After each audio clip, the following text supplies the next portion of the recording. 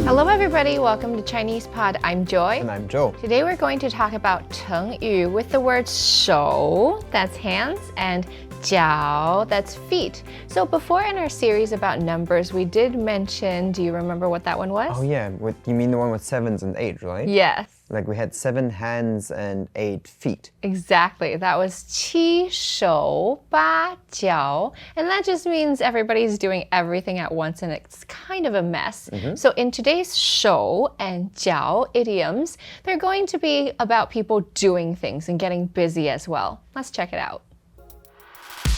Our first Chengyu is very visual. It goes 比手画脚.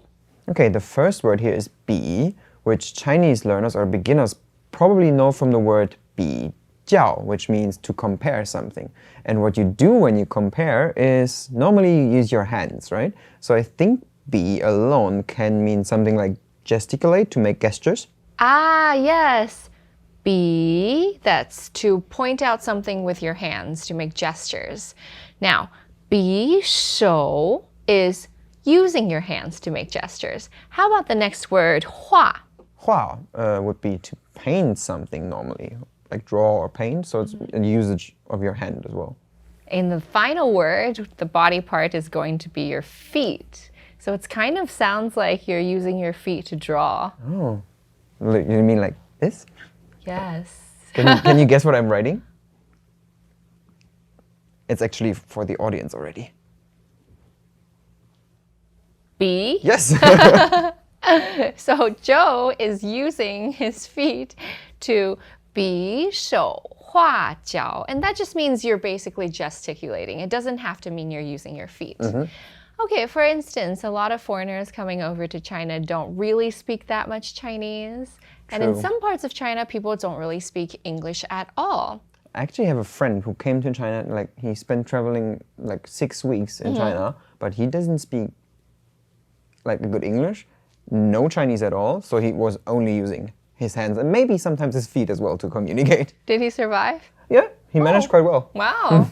他不会说中文，但是他会比手画脚. So my friend was not able to speak Chinese, but he was able to use his gestures. Smart. Do that everywhere. Yeah. Although you have to be careful because in some countries, gestures can be offensive if you don't know the local meaning. Make sure to search that up before. Yeah, definitely. Okay. So we can also say if you don't know how to speak a language, that's okay. Just use gestures. That goes 不知道怎么说没关系，你可以比手画脚. So the last here was you can use your hands and feet. Yeah, even though you don't speak the language, it's fine. Okay, now one more sentence for you. Okay. And this time it's used in a bit of a different context. Okay. 我们来玩比手画脚. To play making gestures? It's a game. Oh, you mean, what is it? Is it called charade, right? Yes, charades. So the game is 比手画脚. And this is something that I think we do as kids everywhere, no matter the culture, right? Yeah. And I just did it with my feet. Okay, so the next Chengyu with 手 and 脚 goes like this. 毛手毛脚. Okay, so now we have, like, Mao is hair, right? So it's hairy hands and hairy feet. That sounds a little bit, I wouldn't say gross, but interesting. Interesting. Do you think it's describing something positive or negative about a person? Probably more negative. Yeah, so there are two different meanings for this Chengyu, and both are negative.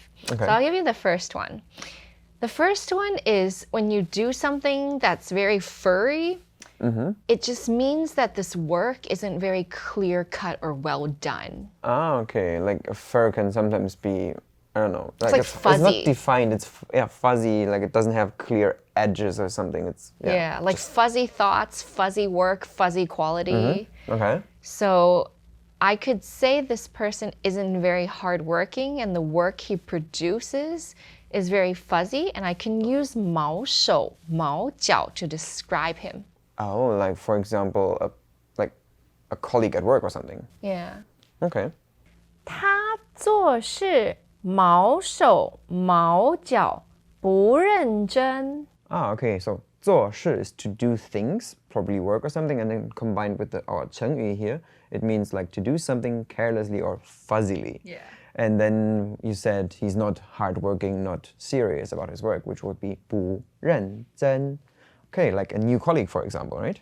Yeah, so for instance, if I wanted to say this new colleague kind of doesn't really put in the work, I can say 新同事总是毛手毛脚，老板不喜欢他。 Ah, okay, so he does always a bad work, like a fuzzy work, and then your boss doesn't like him. Yeah, exactly. Definitely. You mentioned something before of a second bad meaning for this Chengyu, right? Yeah, so actually this sentence can be applied to both meanings. Okay. So we talked about this colleague that does fuzzy work, right? And the second meaning for 毛手毛脚 is his behavior toward others in the way that he's creeping on them by touching them. Okay, so that's definitely followed by a lawsuit, and he definitely got fired then, right? Yes. So you mean mao because it's hair, right? And like the feeling when somebody maybe touches you, just a little bit of like this, ooh, Yeah. shivery, tickly, uncomfortable. Yeah, exactly. Like shivers up your spine because you know it's not like a friendly touch, but it's kind of a creepy one. Okay, so with this term, you can either describe someone who is not very hardworking, who like makes a lot of mistake in terms of fuzzy work attitude, or someone who is really creeping on you. Yeah. And probably, yeah, that's... So of course check the context. So this colleague is not good in many ways. Okay, I'll give you another sentence. Okay. 不要对女生毛手毛脚，没礼貌。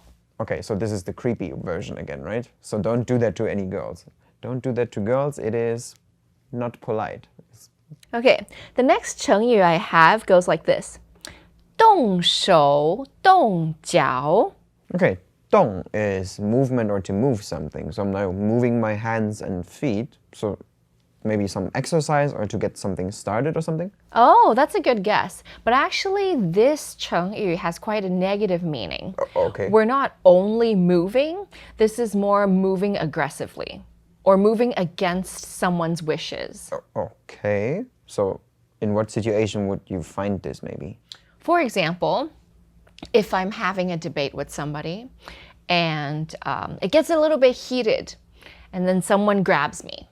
Okay, I might say, 别动手动脚，我觉得不舒服。 So please don't get violent. Don't like Don't push get me. physical. Don't get physical. I don't think like I'm not comfortable with this. Yeah. Okay. So it's kind of a violent, pushy, aggressive behavior. Yeah. And I'm using is it like hitting as well sometimes? It could be. So for instance, in China, what I sometimes see when people have smaller accidents, they maybe start like having a heated debate and then they start actually fighting each other on the street. Would you use this here as well? A car accident? Yeah, a smaller car accident. Yeah, so if there's like road rage going on, it's really common. But usually somebody would jump in and be the voice of reason. Maybe a third party would see these two people fighting and hopefully would say, 别动手动脚，好好说话. So don't get violent, don't get physical, like talk about it. Yes. Okay, now I have another example for you, and the level of seriousness of this physicality becomes greater with this example. Okay.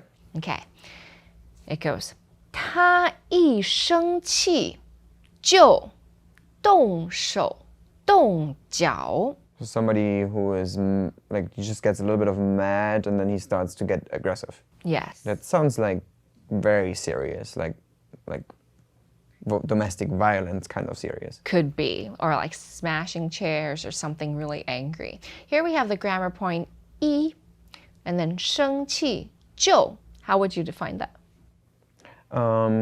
This 一 something something 就 is like you do something for a very short time and you immediately start something else. Like this, you do it once and immediately start something else. So like here's it, once he's angry, he immediately starts getting aggressive. This is a cause and effect thing. So this is a not super direct way of saying that this person loses control of himself whenever he gets angry. So today we talked about 3 Chengyu related to 手 and 脚. The first one we had was actually very good advice whenever you go abroad to use your hands and maybe even your feet to aid you communicating. To gesticulate, that's 比手画脚. Which can sometimes even mean charade, right? Yes, I can say 玩比手画脚. And the next 2 ones were things that you should never do. So we had the first Chengyu that related to doing something carelessly or even groping.